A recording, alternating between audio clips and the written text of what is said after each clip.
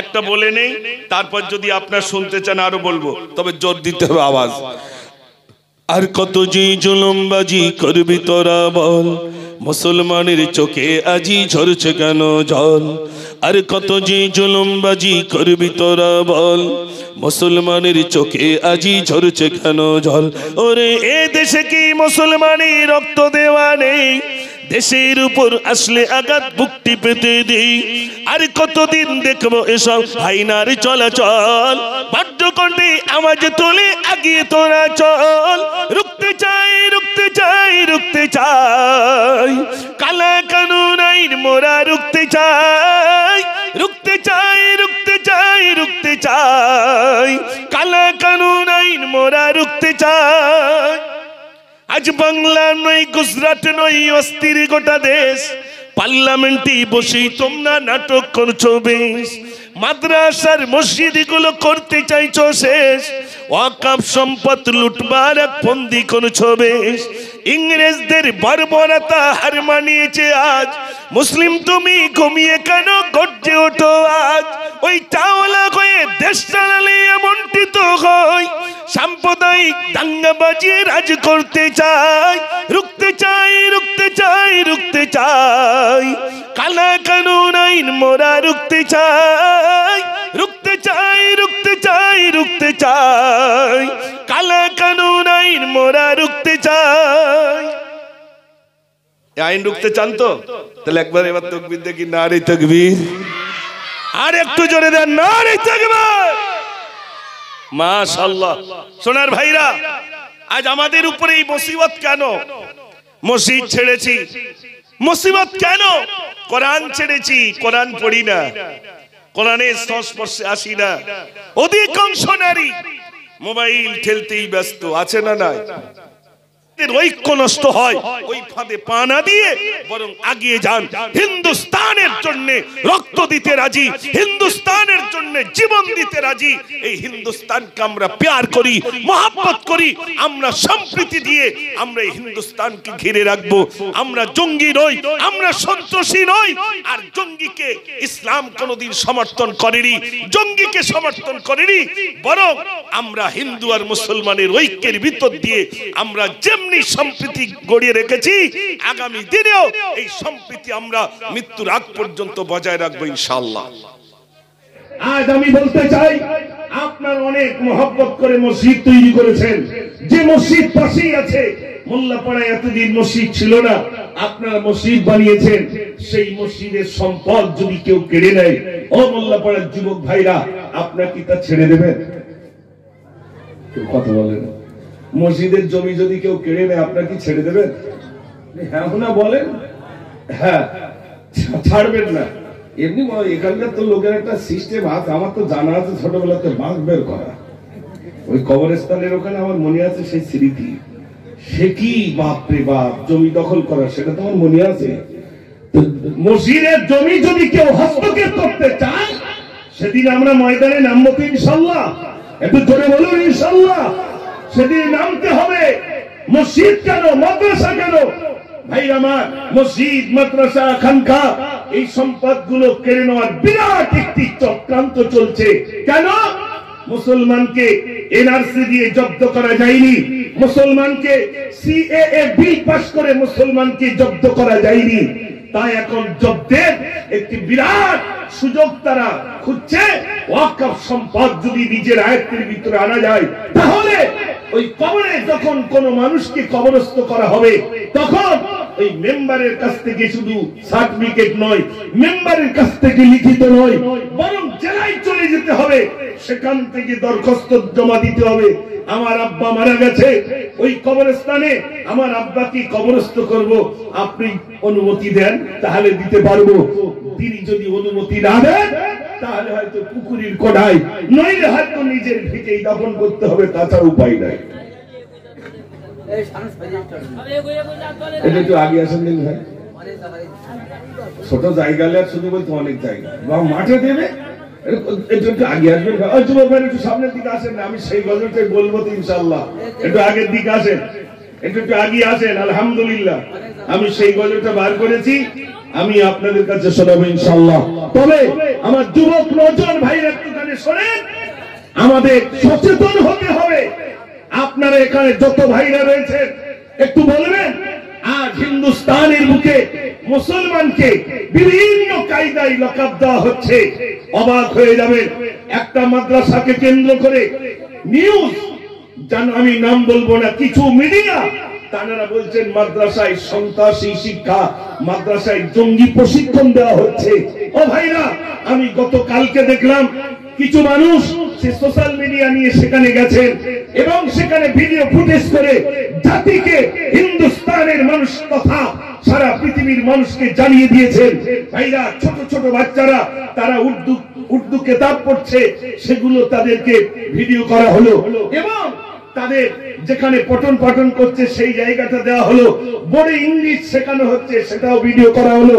মাদ্রাসা আপনার সিসি ক্যামেরায় দিয়ে মাদ্রাসাটা পুরো ঘেরাও করা, অতএব তারপরেও তার সেখানে বলা হচ্ছে জঙ্গি আর সন্ত্রাসীদের আকড়া হয়ে দাঁড়িয়েছে। এটা একটা লকআপ। ওই লুঙ্গি দেখিয়ে বলা হচ্ছে এরা লুঙ্গি পরা, বিভিন্ন কিছু দিয়ে মুসলমানকে আঘাত করা হচ্ছে। আমি আপনাদের যত যুবক ভাইরা রয়েছেন সচেতন হন, কমেন্ট গুলো আর আপনার ভিডিও পোস্ট গুলো অন্তত সাবধানে করেন। বিশ্বাস করেন, হিন্দু আর মুসলিমের ভিতরে ঐক্য, এই মহব্বত বিনষ্ট করার চক্রান্ত চলছে। এই মাইকের স্পিকার বন্ধ করার চক্রান্ত চলছে, জলসা বন্ধ করার চক্রান্ত চলছে। একদিন তোমারি নাম মসজিদ হবে না, একদিন তোমারি নাম মসজিদ হবে না। তৈরি তো তৈরি রেখো কবরে মাই সমান, একদিন তোমারি নাম মসজিদ হবে না। একদিন তোমাকে পরিয়ে কাফন, সঙ্গী সজন করিবে দাফন। হঠাৎ চলে গেল আদরের ধন, প্রিয় মা বাবার ভাসি নয়ন। তৈরি দেখো তৈরি রেখো সুন্নতি আমল ইমান, একদিন তোমারি নাম মসজিদ হবে না। একবার তাকবীর দেখি, নারে তাকবীর। মাশাআল্লাহ, সবাই একটু মহব্বতে উচ্চ আওয়াজে আল্লাহর নাম একটু জোরে নেন, নারে তাকবীর। ऐसा जिगंबद वाले मंजूरी दुआ करना, जब वक्त नजर आए दीदार अता करना। ऐ नूर खुदा आकर आँखों में समा जाना, या दर पे बुलानी ना,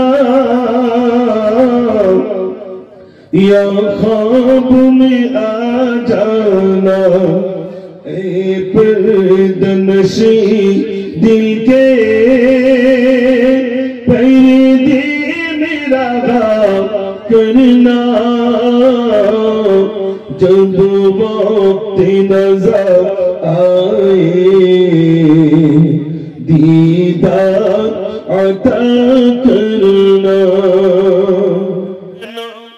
শোকের ছায়া নেমে এসেছে, মোর হুজুরের স্মৃতি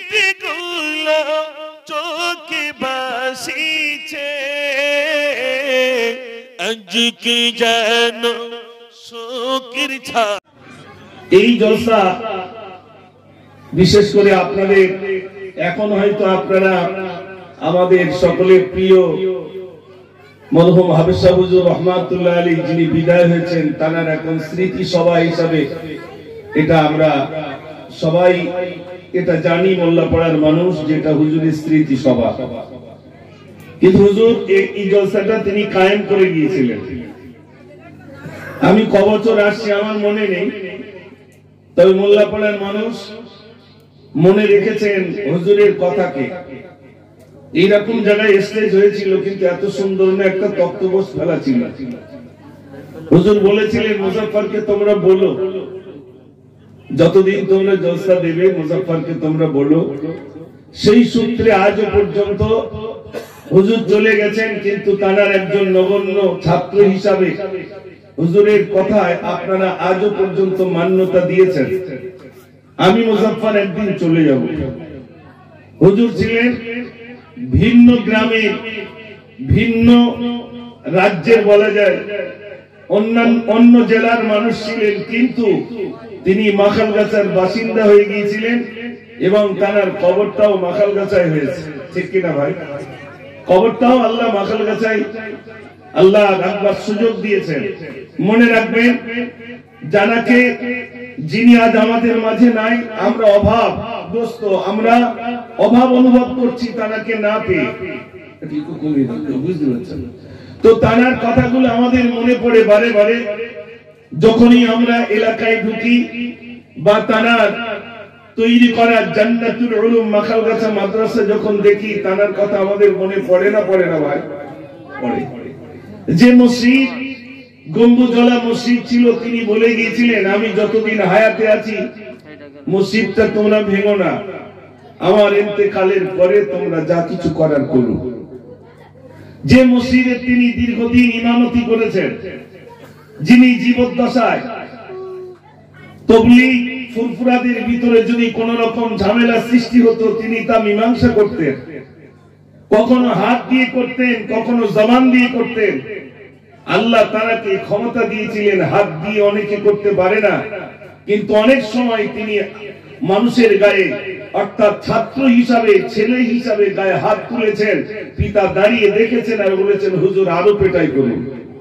ঠিক বলছি না? ভুল বলছি না? আমরা দোয়া করি আল্লাহ পাক যেন তার কর্মময় জীবনের সমস্ত আমলগুলো, ভালো আমলগুলো আল্লাহ কবুল করে নিয়ে তার কবরটাকে আল্লাহ যেন নূরে ভরপুর করে দেন। সবাই বলুন আমিন। আর যিনি আমাদের থেকে চলে গেছেন তার কিছু কথা বলি। আমরা এখানে যারা বসে আছি, আমরা তো মসজিদ থেকে অনেকটা দূরে, কিন্তু তার জীবনের স্বপ্নটাই ছিল মসজিদের সঙ্গে সম্পর্ক। রাত্রে আমরা থাকি ঘুমিয়ে, হুজুর আছেন মসজিদে। রাত 2টো, 2:30, 3টের সময় মসজিদের ভিতরে আল্লাহ আল্লাহ জিকির হচ্ছে। বিশ্বাস করুন, আমি হুজুরের মাথায়, মানে হুজুরে একটু খেদমত করতাম, মাথায় তেল দিয়ে দিতাম। শীতের সময় হাত মোজা নেই, পা মোজা নেই। একদিন বলছে আমি খুব কষ্টে আছি বাবা, তোরা তো মোজা পরেছিস। আমরা ছাত্ররা কেঁদে ফেলেছি। ছাত্ররা টাকা দিয়ে হুজুরের পা মোজা এনে দিয়েছে। সেই সময় আঙুল কাটা মোজা ছিল না ভাই? সে আঙুল কাটা মোজা এখান থেকে কত বছর আগের কথা বলছি, প্রায় আনুমানিক আপনার 35 বছর আগের কথা আপনাদের কাছে বলছি। তো হুজুর ছিলেন এখানকার খুব মহব্বতে, আর আপনাদের জন্য তিনি দোয়া করে গেছেন। মোল্লাপাড়ার মানুষদের জন্য তার রুহানি দোয়া আজও পর্যন্ত কবরে শুয়ে শুয়ে মোল্লাপাড়ার মানুষের জন্য রুহানি দোয়া করছেন। জোরে বলুন না সুবহানাল্লাহ। তিনি এমন একজন মানুষ ছিলেন যিনি জমিয়াতুল উলামায়ে হিন্দের সভাপতি ছিলেন উত্তর 24 পরগনা। তিনি দুস্থ অসহায় মানুষদের সেবক ছিলেন, যিনি মুসলিম কমিউনিটির সমস্ত দায় বিদায়ের জন্য তিনি মানুষের সামনে উপস্থাপন করতেন, যিনি ন্যায্য অধিকার ছিনিয়ে নেওয়ার জন্য তিনি সংগ্রাম করতেন, যিনি জাতির পিছনে নিজের জীবনটাকে উৎসর্গ করেছেন। ভাইরা, সেই মানুষটা আজ মোল্লাপাড়ায় ঘুমিয়ে রয়েছে। আমরা এখানে যারা আছি আমরা ভাগ্যবান। হুজুরের সহবতে যত ছাত্র এখানে আছেন, আপনারা কেউ বলতে পারবেন না যে হুজুরের দ্বারা আমরা ব্যথা পেয়েছি, বরং হুজুরের মানে আখলাকটাই ছিল ছাত্রের জন্য মঙ্গলময়। তার কর্মময় জীবনটা যদি কোনো মানুষ ফলো করেন, বিশ্ব নবী সাল্লাল্লাহু আলাইহি সাল্লামকে পেয়ে যাবেন। একটু জোরে বলুন না সুবহানাল্লাহ। তার নামাজ বলুন, তার আদর্শ বলুন, তার কথাবার্তা বলুন, শিশুদের সঙ্গে কি ব্যবহার করতেন, বৃদ্ধ বাবাজিদের সঙ্গে কি ব্যবহার করতেন, ছাত্রদের সঙ্গে কি ব্যবহার করতেন। আজ তানার জন্য তিনি কবরে ঘুমিয়ে রয়েছেন, তানার জন্য আমরা কাঁদি না ভাই? একটু জোরে বলেন। আমাদের চোখে পানি আসে। তাই আমি আজ আমার আলোচনার প্রারম্ভে আপনাদের কাছে বলি, আজ আপনারা দেখছেন কলকাতার বুকে একটি মিটিং হয়েছিল, যেটা জমিয়তে উলামায়ে হিন্দের পক্ষ থেকে বিগত বেশ কয়েকদিন হয়ে গেছে, মিটিংটা হয়ে গেছে। আজ যদি হুজুর বেঁচে থাকতেন, আমরা সেখানে দেখতে পেতাম জমিয়তে উলামায়ে হিন্দের জন্য তার বিরাট অবদান। গ্রামে গ্রামে মোড়ের মাথায় 10 জন 20 জন মানুষের সামনে তিনি মুসলমানের অধিকারের জন্য তিনি মানুষের সামনে দায়িত্বহীন ভাষায় বক্তব্য রেখেছেন, যেটা আমি নিজ চোখে দেখেছি। নামাজের সময় হয়েছে, তিনি পূর্ণাঙ্গ তাকবীর উলার সহিত নামাজ পড়ার চেষ্টা রেখেছেন। যদি দুটো একটি ওয়াক্তের নামাজ একটু দেরি হয়ে যায়, আমি দেখেছি হুজুর ছুটে ছুটে যে নামাজ ফৌত হয়ে যাবে, কাজা হয়ে যাবে, তাড়াতাড়ি করে তিনি আসরের নামাজ আদায় করেছেন। যতক্ষণ না নামাজ আদায় করেছেন, ততক্ষণ পর্যন্ত তার অন্তরের ভিতরে ব্যস্ততা অনুভব দেখেছি। নামাজ আদায় হয়ে গেছে, তিনি শান্ত হয়ে গেছেন। আমাদের নামাজ চলে যাচ্ছে, আমাদের ভিতরে ব্যস্ততা অনুভব হচ্ছে ভাই? একটু জোরে বলে না, ইস নামাজটা চলে গেল, এই ব্যস্ততা অনুভব আমাদের হয়নি। তা আমি একটা গজলের ভিতরে যুবকদের জন্য লিখেছিলাম, আল্লাহ তোমায় আমি ভুলেছি, ভুলেছি তোমার ওই ঘর, জানি আমি মরিলে আসবে সজল, সবাই সেদিন হবে পার। আল্লাহ তোমায় আমি ভুলেছি, ভুলেছি তোমার ওই ঘর। আল্লাহর ঘর ভুলে যায়নি ভাই? কবি লিখেছেন, দুনিয়ার মায়া জাল করেছে বাঁধন, ছেড়ে দুনিয়ার মায়া জাল করেছে বাঁধন, বেঁধেছে শয়তানি জাল, খুলবে কবে বাঁধন আমার, এসে গেল মৌতির কাল। ভুল পথে কেন আমি হেঁটেছি, বিপদের মুখে আমি পড়েছি, জানি আমি মরিলে আসবে সজল, সবাই সেদিন হবে পার। আল্লাহ তোমায় আমি ভুলেছি, ভুলেছি তোমার ওই ঘর। আজ যে গজল আপনাদের কাছে বলছি, এই গজল লেখবার জন্য হুজুর আদেশ করেছিলেন, লেখো, যাও প্রতিবাদী কবিতা লেখো। ইনোসেন্স অফ মুসলিম ফিল্ম বার হলো, হুজুর বললেন প্রতিবাদ কবিতা লেখো। লিখলাম। আমি শুধু বলেছিলাম, হুজুর আপনি একটু দোয়া করেন, আল্লাহর জন্য লেখার সুযোগ দেন। খোদার কসম, আল্লাহ সাক্ষী, হুজুর বলেছেন বেলা 2টোর দিকে, আর মাগরিব বাদ হুজুরের কথা শুনে লিখতে শুরু করলাম। আল্লাহ লিখে দিলেন। কি করে লিখলাম আমি নিজেই অবাক। এতে হুজুরের রুহানি দোয়া পাওয়া যাবে না? যাবে না ভাই? একটু জোরে বলেন, পাওয়া যাবে। এই যে জলসা, আজ একটু কথা আপনাদের কাছে বলি। হুজুর তো আমাকে বলেছিলেন যখন দাওয়াত দেয়, বাবা তোমার খালি আছে ডায়েরি? আমি বলি কি সর্বনাশ। এখান থেকে প্রায় 17-18 বছর আগে, তাই তো নাকি 17-18 বছর আগে হুজুর বলছেন, বাবা তোমার ফাঁকা আছে, ডায়েরি খালি আছে? আমি লজ্জায় মরে গেলাম, আমার দাউদ হয় না, হুজুর বলছেন খালি আছে। আমি বলি হুজুর ওরকম বলছেন কেন? আপনি বললেই আমি চলে যাব। আলহামদুলিল্লাহ, ওই যে ডায়েরি খালি আছে, সত্যি তো এখন খালি নেই, তার মানে এখানে হুজুরের দোয়া আছে, আছে না? না, আলহামদুলিল্লাহ। তা আমি আপনাদের কাছে বলবো, এই জলসাটা যারা এসেছেন বারহাক আপনারা হুজুরের রুহানি দোয়া পাবেন। এই জলসা এমনই মোল্লাপাড়ার জলসা, হুজুর নিজ হাতে এটা প্রতিষ্ঠিত করে গেছেন আর বলে গেছেন এই জলসাটা তোমরা কায়েম রাখবে, প্রতি বছর চালাবে, আর আমার ওই অযোগ্য ছাত্র মুজাফফরকে তোমরা একটু বলবে। এই ছিল তার ওসিয়াত। আজ পর্যন্ত মোল্লাপাড়ার মানুষ সেটা আলহামদুলিল্লাহ তার ওসিয়াত মেনেই চলেছেন, এবং আগামীতে যতদিন আমরা হায়াতে থাকবো আল্লাহ যেন মানার তৌফিক দেন। সবাই বলুন আমিন। মূল আলোচনা শুরু করব। একবার তাকবীর সবাই জোরে দিলেই আমার আলোচনা শুরু হবে। একবার দেখি আওয়াজ নারে তাকবীর। তোরা একটু চুপ করে দিন, দেখি যুবকগুলোর কি হচ্ছে একটু দেখে লে। নারে তাকবীর। আস্তে আস্তে হবে। আসলে আমরা কিরকম হয়েছি জানেন, সরফ সাহেব তো দুনিয়া থেকে বিদায় হয়েছেন, তাই তো নাকি? তো সরফ সাহেব তখন আমি মাদ্রাসায় যখন পড়াশোনা করতাম আমরা খুব ফ্যান ছিলাম। তো হুজুর জলসায় গেছেন, আমার এইগুলো মনে আছে। তো হুজুর এক জায়গায় বক্তব্য রাখতে রাখতে একটা দৃষ্টান্ত দিয়েছেন। দৃষ্টান্তটা কি আপনাদের কাছে বলি।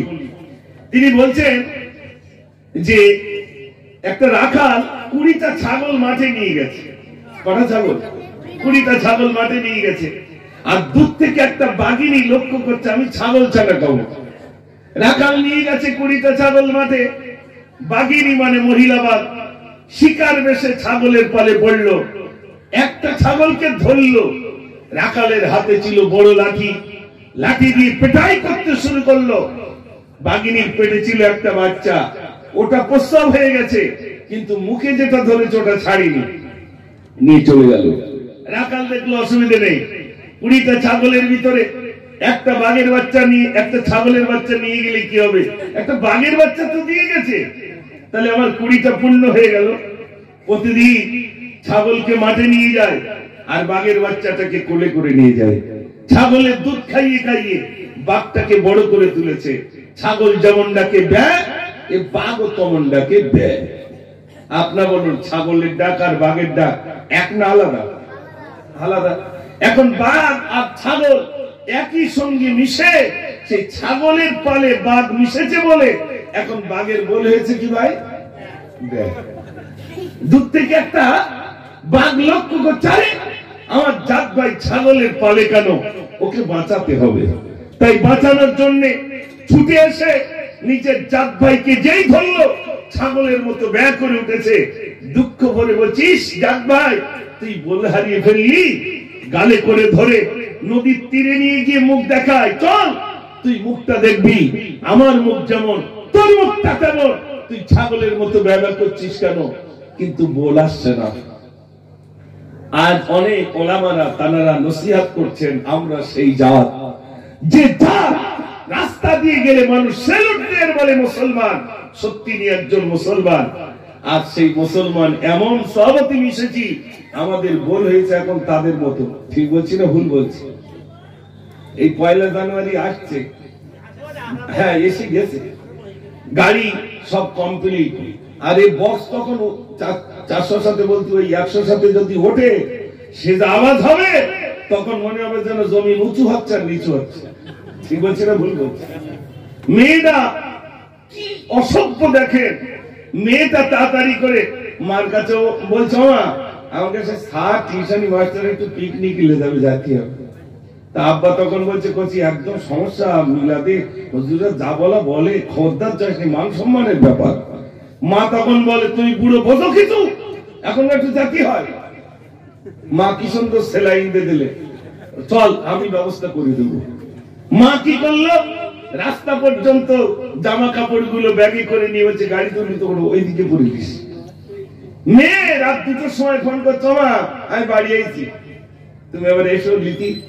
একদম পবিত্র তুলসীর পাতা ধুয়ে বাড়ি আসতেছে রাত 2টার সময়। ঠিক বলছি না ভুল বলছি না? এসব আমাদের মেয়ে নাকি না ওই আমাদের দাসপাড়ার সব ছেলেরা আর মেয়েরা যাবে বলে মনে হয়? একটু জোরে বলেন। আমার গ্রামের হিন্দু ভাইরা তারা বলছে মুজাফফর ভাই যা আমরা ছেড়ে দিয়েছি তোমাদের স্বজাতিরা তা ধরে নিয়েছে। কোনটা বলুন তো? একটু জোরে বলে। আর কেউ কথা বলে না। সারাবার খেতে হচ্ছে না, আমাদের রাস্তাও বিক্রি হচ্ছে, গাড়ি দাঁড় করিয়ে, বাইক দাঁড় করিয়ে এত বড় সিরাপ এক ঢোকে মেরে দিয়ে রিন্টাল হয়ে বাড়ি আসছে। বড় দুঃখের কথা বলছি ভাই, এগুলো সমাজে আছে না নাই? বিশ্ব নবী সাল্লাল্লাহু আলাইহি সাল্লাম 23 বছর ধরে নসিহত করেছেন। কত বছর? 23 বছর। 23 বছরের নসিহতের ভিতরে, তার মেহনতের ভিতর দিয়ে যারা মদ খেত মদ খাওয়া ছেড়ে দিল, যারা জুয়া খেলতো জুয়া খেলা ছেড়ে দিল, যারা টিকিট খেলতো টিকিট খেলা ছেড়ে দিল, যারা ব্যভিচার করতো ব্যভিচার করা ছেড়ে দিল, যারা আগুন পূজা করতো আগুন পূজা ছেড়ে দিল, যারা মেলায় যেত মেলায় যাওয়া ছেড়ে দিল, সমস্ত কিছু ছেড়ে দিয়ে ইসলামের সুশীতল ছায়াতলে আশ্রয় নিয়ে ইসলামের কলমা পড়ে মুসলমান হয়ে গেলে। একটু জোরে বলুন না সুবহানাল্লাহ। সময় লেগেছে কত বছর? 23 বছর।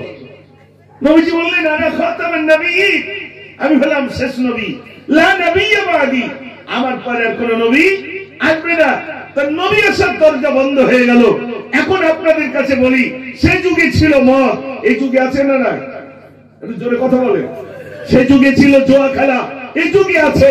সে যুগে ছিল টিকিট খেলা, এই যুগে টিকিট খেলা। সেই যুগে ছিল ভাইরা আমার মানুষ মদ পান করতো, এই যুগে আছে। সে যুগে ব্যভিচার, এই যুগে ব্যভিচার। সে যুগে নারী হত্যা, এই যুগেও নারী হত্যা। তবে সে যুগে ফ্রি ফায়ারটা ছিল না। বড় দুঃখের কথা বলছি শোনেন। আমাদের মাদ্রাসায় এক চাচি কোরআন শরীফ এনেছে।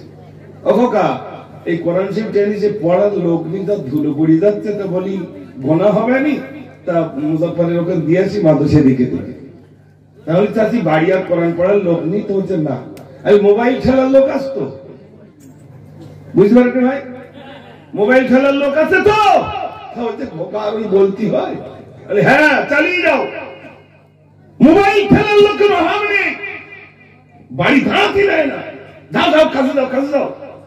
আর কাজের থেকে বাড়ির থেকে ফোন করে দিচ্ছে আমাদের প্রোমো শেষ হয়ে গেছে, নেট শেষ হয়ে গেছে, তাড়াতাড়ি মেরে দাও।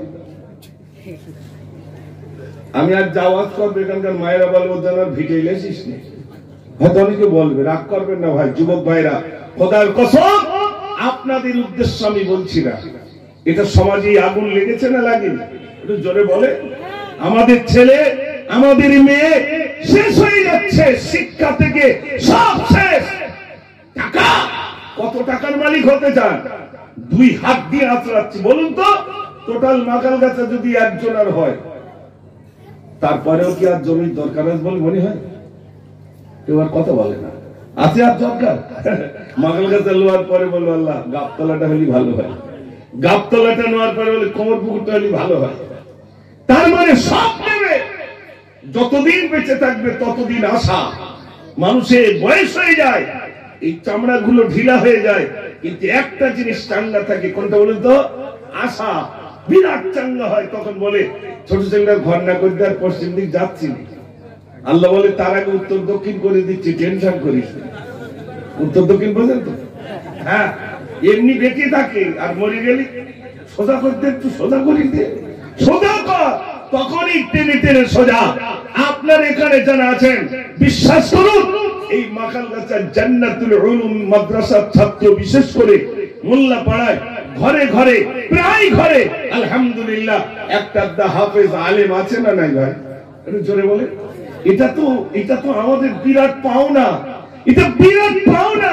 সেই জায়গায় যেখানে আলেমের কারখানা, যেখানে হাফেজের কারখানা, যেখানে মুফতির কারখানা, যেখানে ফতোয়া নিতে গেলে দূরে যেতে হয় না, যেখানে মসলা জানতে গেলে দূরে যেতে হয় না।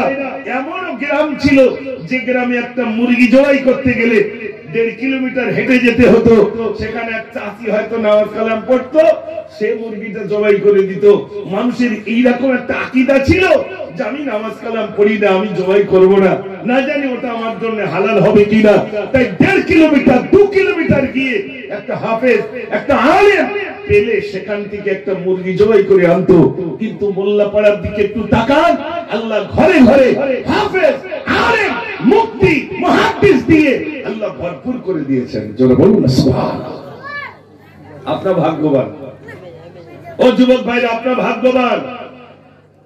এই যে এখন ব্যবসা বাণিজ্য করছেন, বিরাট টাকা পয়সা, মনে রাখবেন আলেমদের দোয়া।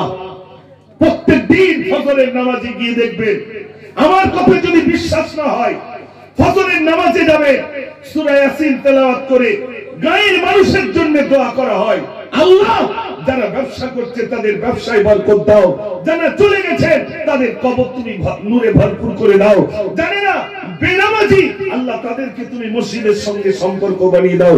এই দোয়া হয় না? হয় না? প্রত্যেকটা আলেম এই দোয়া করেন, জাতির জন্য, কওমের জন্য দোয়া করছেন।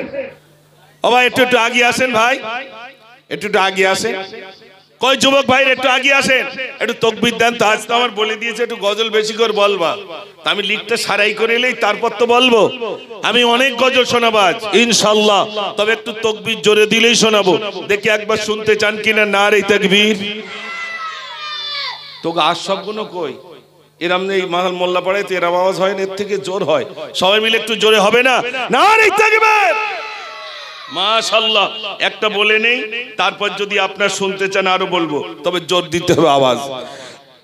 আর কত যে জুলুমবাজি করবি তোরা বল, মুসলমানের চোখে আজি ঝরছে কেন জল। আর কত যে জুলুমবাজি করবি তোরা বল, মুসলমানের চোখে আজি ঝরছে কেন জল। ওরে এ দেশে কি মুসলমানের রক্ত দেওয়া নেই, দেশের উপর আসলে আঘাত বুকটি পেতে দিই। আর কতদিন দেখবো এসব হাইনার চলাচল, বাদ্যকণ্ঠে আওয়াজ তোলে আগিয়ে তোরা চল। রুখতে চাই, রুখতে চাই, রুখতে চাই, কালা কানুন আইন মোরা রুখতে চাই। রুখতে চাই, রুখতে চাই, রুখতে চাই, কালা কানুন আইন মোরা রুখতে চাই। আজ বাংলা নয়, গুজরাট নয়, অস্থির গোটা দেশ, পার্লামেন্টে বসেই তোমরা নাটক করছো বেশ। মাদ্রাসার মসজিদ গুলো করতে চাইছো শেষ, ওয়াকফ সম্পদ লুটবার এক ফন্দি করছো বেশ। ইংরেজদের বর্বরতা হার মানিয়েছে আজ, মুসলিম তুমি ঘুমিয়ে কেন গর্জে ওঠো আজ। ওই চাওলা হয়ে দেশ চালালে এমনটি তো হয়, সাম্প্রদায়িক দাঙ্গা বাজিয়ে রাজ করতে চাই। রুখতে চাই, রুখতে চাই, রুখতে চাই, কালা কানুন আইন মোরা রুখতে চাই। রুখতে চাই, রুখতে চাই, রুখতে চাই, কালা কানুন আইন মোরা রুখতে চাই। আইন রুখতে চান তো? তাহলে একবার এবার তাকবীর দেখি, নারে তাকবীর। আর একটু জোরে দেন, নারে তাকবীর। মাশাআল্লাহ। সোনার ভাইরা, আজ আমাদের উপরে এই মুসিবত কেন? মসজিদ ছেড়েছি, মুসিবত কেন? কোরআন ছেড়েছি, কোরআন পড়ি না, কোরআনের সংস্পর্শে আসি না। অধিকাংশ নারী মোবাইল ঠেলতেই ব্যস্ত, আছে না নাই?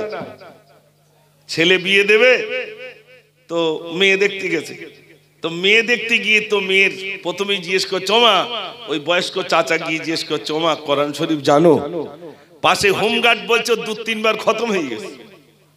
হোমগার্ড বোঝেন, যে মেয়েটাকে নিয়ে আসে, সে বললো 2-3 বার খতম হয়ে গেছে, কোরআনের আঙ্গিনাই নাই। মেয়ে সব দিল, আলোচনা হচ্ছে আমার মেয়ের জামা সব দিচ্ছে, জামার ইঞ্জিন ভ্যান, জামার টোটো সব দিলাম, মেয়েটাকেও সব দিলাম, কিন্তু যাওয়ার সময় একবারও বললো না, মা নামাজের পাটিটা নিয়ে যা, একটু কোরআন নামাজ পড়িস, আর এই কোরআন নিয়ে যা, সময় পেলে অন্তত কোরআন পড়িস। এ কথা বাপ বলিস বলে মনে হয়? ভাই একটু জোরে বলে না, বড় মোবাইল দিয়েছে, এটা লেজা এলিবিলি করে, এক কল ফোন করবি, মাকাল গাছায় ধরি হদ্দ চুর